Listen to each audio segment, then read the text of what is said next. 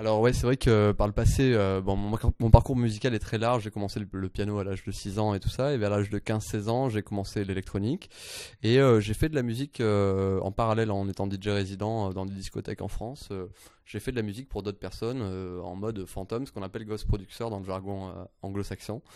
Et ça m'a beaucoup aidé pour sortir mon projet personnel, puisque j'ai beaucoup partagé de choses avec beaucoup de gens de la musique électronique, mais pas seulement, dans la musique tout court. Et vers 2012-2013, j'avais vraiment envie de faire quelque chose qui m'était plus personnel, où j'avais envie de mettre mes propres influences et travailler mon son comme je l'entendais. Et du coup, par le passé, c'est vrai que toutes ces expériences m'ont beaucoup servi.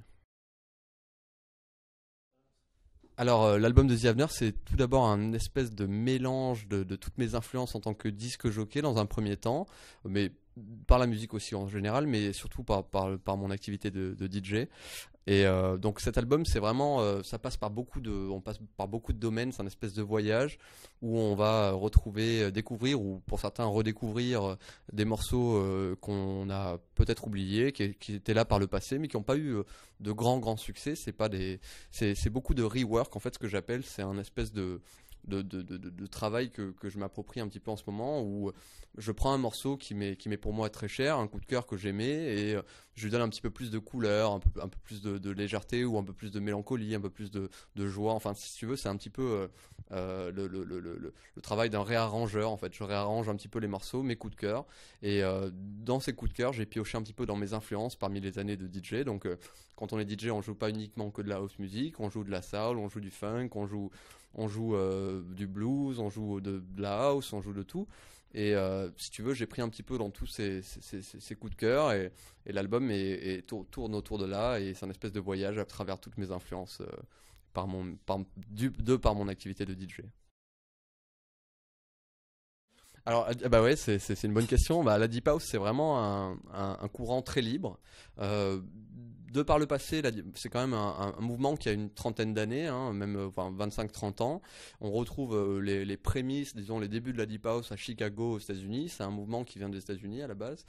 À Détroit aussi également, enfin dans des villes comme ça, où à l'époque, beaucoup de disques jockeys, donc en herbe, puisque c'était vraiment une activité très récente, tentaient de reprendre des morceaux de funk et de disco pour faire danser les gens, mais d'une façon plus moderne. Donc du coup, c'est vrai que le Deep House, c'est un mouvement musical qui permet le mix de plusieurs styles musicaux dans un seul et même style, finalement, la Deep House, avec cette rythmique très légère, non obligeante. En fait, c'est une musique qui pas forcément une obligation qui appelle pas forcément à la danse, mais aussi à l'écoute.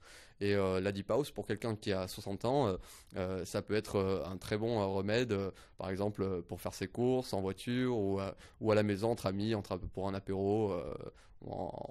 Avec des copains ou avec des copines. Enfin bref, tout est très libre dans ce courant musical, et il n'y a rien de très agressif en fait, et c'est ça qui me plaît.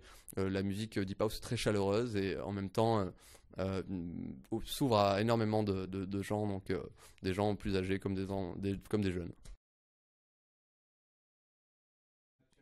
C'est vrai, c'est vrai. Alors, j'ai décidé en fait de prendre un peu plus de recul par rapport à ça, parce que il est vrai qu'au tout départ du lancement de mon projet The Avener, c'est vrai que la musique Deep House commençait à peine à fleurir, disons, en France il y a un an, et aujourd'hui c'est vrai qu'elle est très répandue. Donc j'ai pris un peu de temps pour revenir un petit peu sur comment travailler mes prochains morceaux, et c'est vrai qu'un an c'est peut-être un peu long pour les gens qui ont écouté Fade Outlines, mais je pense que ça valait le coup d'attendre, parce que du coup j'ai eu beaucoup d'idées qui se sont amassées, empilées, et du coup ça m'a permis aussi d'avoir un peu de recul par rapport à ce succès qui était inattendu. Donc pour moi c'est peut-être un peu long pour les gens, et ça je le sais bien. Mais bon, en tous les cas, je serais content d'avoir pris le temps de construire cet album autour de ce single, parce que c'était vraiment quelque chose qui me tenait à cœur de donner quelque chose d'encore mieux par la suite, et j'ai préféré prendre un peu de temps. Tout à fait. Je pense que le web est un outil fabuleux, hein, à tous les niveaux, mais bien sûr, il a fallu du temps pour que ça se mette en place. Et je pense que les outils aujourd'hui sur le net, sur le web, qu'on peut trouver pour partager la musique ou la découvrir, sont fabuleux, parce qu'il suffit juste de passer un petit quart d'heure devant son ordinateur quand on a envie d'écouter de la musique en libre téléchargement, c'est-à-dire par exemple je donne la plateforme SoundCloud qui est une plateforme exceptionnelle où on y retrouve des grands artistes comme des plus petits artistes, des indépendants comme des stars vraiment très connus, et du coup cette plateforme est très libre dans tous les styles de musique, on y trouve aussi bien du jazz que de l'électro, du rock ou de la pop, enfin bref.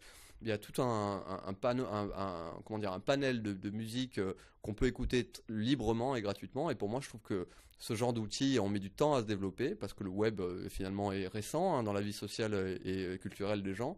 Donc du coup, c'est vraiment pour moi, je trouve que Internet est en train de se développer encore sur ce point-là. Et je pense que ce genre de plateforme présage un très bon avenir pour le partage musical. Clairement, parce que je viens de dire, en fait, parce que je pense que l'outil web a eu beaucoup de mal à se développer. L'outil web pour les Français, je parle l'outil web de partage pour les producteurs, compositeurs français dans la musique, il a eu beaucoup de mal à se mettre en place.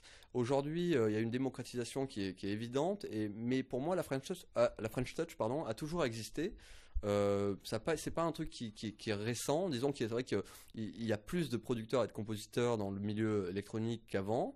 Et c'est vrai que des stars comme les Daft Punk ou comme David Guetta donnent beaucoup d'envie aux jeunes compositeurs, donnent envie de démarrer et de le faire le mieux possible. Donc c'est vrai que ce genre disons de première voiture de train, eh ben ça aide beaucoup en fait finalement. Beaucoup de gens vont dire ça aide dans le mauvais sens. Moi, je pense que non. Je pense que dans tout ça, il émane de très belles choses, il sort de très belles choses. Et pour moi, ça a été que positif et j'en suis l'expérience vivante. Bah, évidemment, bah, je pense que les pouvoirs publics français ont fait un travail formidable. Il y a encore beaucoup de travail à faire, je pense, personnellement. Mais dans les années 80, on a eu un ministre de la Culture qui a fait beaucoup de choses, beaucoup de belles choses. Aujourd'hui, les pouvoirs culturels locaux ben, font beaucoup de belles choses aussi quand on parle de festivals ou de rendez-vous musicaux. Donc oui, je pense que la France est en train de se remettre droite d'un point de vue culturel. Il a fallu, je pense, pas sur tous les domaines malheureusement, mais sur la musique, disons qu'il y a une telle vague qui arrive que les pouvoirs publics sont obligés de vivre avec et sont obligés de créer de l'événementiel et de faire de ce genre de choses. Donc je pense pour moi que la France a une carte à jouer sur la culture musicale et en l'occurrence la musique électronique.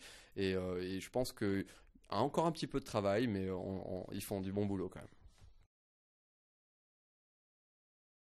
Eh ben, si on peut me souhaiter quelque chose, c'est bah, continuer à partager ma musique et bien entendu, bon là tu me dis pas l'album, mais c'est vrai que je peux pas aller contre ça et c'est aujourd'hui vraiment mon petit bébé aujourd'hui, mais j'aimerais bien qu'il fonctionne. Donc voilà, c'est ma plus grande ambition pour les prochains mois et l'année 2015, c'est continuer à jouer dans des festivals et préparer mon live aussi où je suis en train de travailler pour l'été qui arrive. Voilà.